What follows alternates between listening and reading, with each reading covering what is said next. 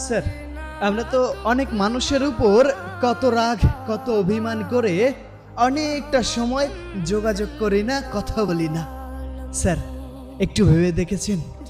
চলুন একটু কল্পনা করি। আমার যখন ভীষণ করে মন খারাপ হয়, তখন আমি ঠিক এই কথাগুলো খুব করে ভাবি। ধরুন, আপনার একটা প্রিয় মানুষ আছে, আপনি তার সাথে খুব খুব করে অভিমান করলেন, অভিমান করে তার সাথে কোনো কথা বললেন না, মেসেজও করলেন না, কোনো খোঁজও নিলেন না। এভাবে অভিমান করেই রাতটা পার হয়ে গেল।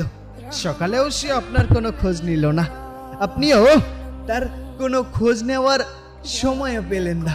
কারণ মধ্যরাতে স্যার আপনার ভীষণ করে বুকে ব্যথা করছিল। ওই যে কিছু হারিয়ে গেলে যেভাবে করে বুকে ব্যথা করে, কেমন জানি দম আটকে আসে, বুকটা চেপে ধরে, ঠিক সেই সময় আপনার ভীষণ করে তার সাথে কথা বলতে ইচ্ছা করছিল। কিন্তু আপনি আপনার ইগোর জন্য তাকে মেসেজ দেননি, কোনো কল দেননি। হয়তো তখন আপনার মনটা ছটফট করছিল, আপনি তারপরও তাকে কোনো মেসেজ দিলেন না। সকাল হলো, তবু আপনার ফোনে কোনো মেসেজ বা কল এলো না। কিন্তু আপনি ঘুমিয়ে আছেন, আপনার পরিবারের মানুষও আপনাকে ডাকছে না, কারণ আপনি মাঝে মধ্যেই অনেক রাত করে ঘুমান। আপনার আম্মু ভাবছে ঘুমাক আর একটু, হয়তো রাত জেগেছে, আজ তো আর কাজ নেই, ঘুমাক।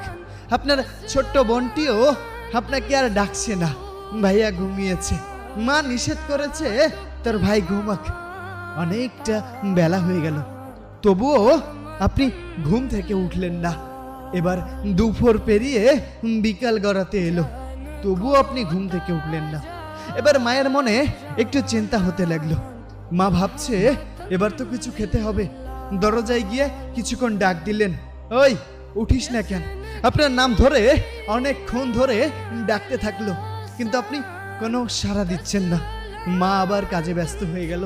কিছুক্ষণ পর আবারও মায়ের মনে খটকা লাগলো, কিরে আমার সোনা তো এত সময় ঘুমায় না। আবারও আপনাকে ডাকতে শুরু করলো, এবার আপনি তবুও উঠছেন না। এবার মা একটু কান্না ভেজা কণ্ঠে আপনাকে ডাকতে থাকলো, আপনি তখনও উঠছেন না। দরজায় অনেকবার কড়া নাড়া সত্ত্বেও আপনার যখন ঘুম ভাঙলো না, তখন মা একটু কান্না সুরে ছোট ভাইকে ডাকলেন, বললেন, এই কই রে, তোর ভাইকে একটু ডেকে দে, ও উঠছে না কেন? অনেক মানুষ জড়ো হয়ে গেল। আপনার দরজায় কড়া নাড়তে নাড়তে বিকট শব্দেও আপনার ঘুম ভাঙছে না, আপনি তখনও ঘুমিয়ে আছেন। আচ্ছা স্যার, আপনি তখন কেমন ঘুমাচ্ছেন? আপনি তখন ঘুম থেকে কেন উঠছেন না?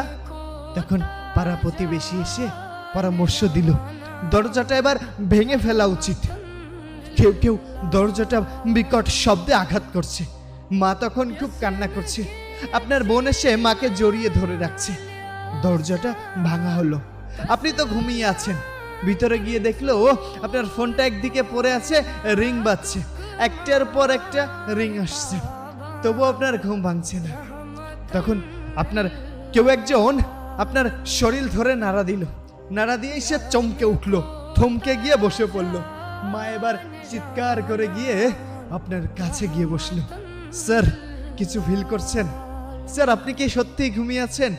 তাহলে মা কেন কান্না করছে? সবাই কেন এমন করে কান্না করছে? ঠিক তখনও আপনার প্রিয় মানুষটি আপনার খোঁজ নেয়নি। আচ্ছা, আর কি কখনো এই মানুষটি খোঁজ নিতে পারবে? আর কি কখনো আপনাকে সে পাবে?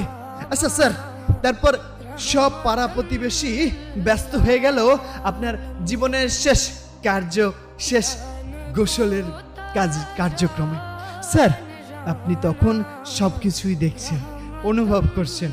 আপনি মায়ের পাশে গিয়ে বসলেন, মাকে বললেন, মা তুমি কেন কান্না করছো? এই তো আমি, তুমি কেন কান্না করছো? কিন্তু আপনার হাত তখন হাওয়ায় ভেসে যাচ্ছে, কিন্তু মা কান্না করেই যাচ্ছে। ঠিক সেই সময় আপনার প্রিয় মানুষটির কল আসলো আপনার ফোনে। আপনার ফোনটা বেজে উঠতেই আপনি ছুটে দৌড়ে গেলেন ওই ফোনটা ধরতে। আপনি ফোনটা ধরতে গিয়ে হাওয়ায় মিশে গেছেন।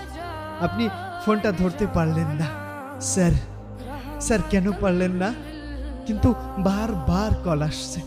কেউ একজন এসে ফোনটা কেটে দিল। ফোনটা এভাবে কল আসতে আসতে একটা সময় সুইচ অফ হয়ে গেল।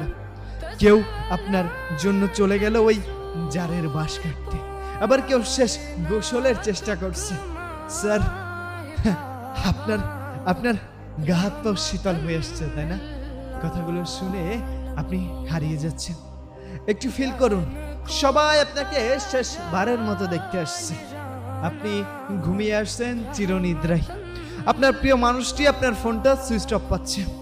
সবাই যখন আপনাকে শেষ নিদ্রায় সহিত করে এসে বসে আসলো, তখন আপনার ফোনে কল আসছে। কেউ একজন আপনার কলটা রিসিভ করলো। কলটা রিসিভ করে বলল, আপনি কাকে চান? যখন আপনার নাম ধরে সেই মানুষটি কান্না করছে আর বলছে সে কথাই। তখন স্যার সে ওই মানুষটিকে জবাব দিল, কেন আপনি জানেন না? সেই মানুষটি আর নেই। সে চিৎকার করে নিজের কানকে বিশ্বাস করতে পারল না। সে বিশ্বাস করতে পারল না নিজেকে। সে থমকে গেল। সে বারবার কল করতে লাগলো। তার পরিচয় জানতে চাওয়া হলো, সে বলতে পারল না। সে থমকে গেল। তার মনটা ছুটে আসছে তার বাসায়। সে তার শেষবারের মতো তাকে দেখার জন্য খুব চেষ্টা করছে, কিন্তু সে পারছে না। তবুও তার ঠিকানা জানতে চাইল। ঠিকানা জানতে চাইলেও তবুও কেউ তাকে তার ঠিকানা দিচ্ছে না, কারণ সে কে হয়? তার মনটা তো ছুটে আছে তার বাসায়। স্যার, অনুভবটি কেমন লাগলো? স্যার, তারপর যখন সেই মানুষটি আপনাকে আপনার বাসার উদ্দেশ্যে ছুটে আসলো, ঠিক তখন স্যার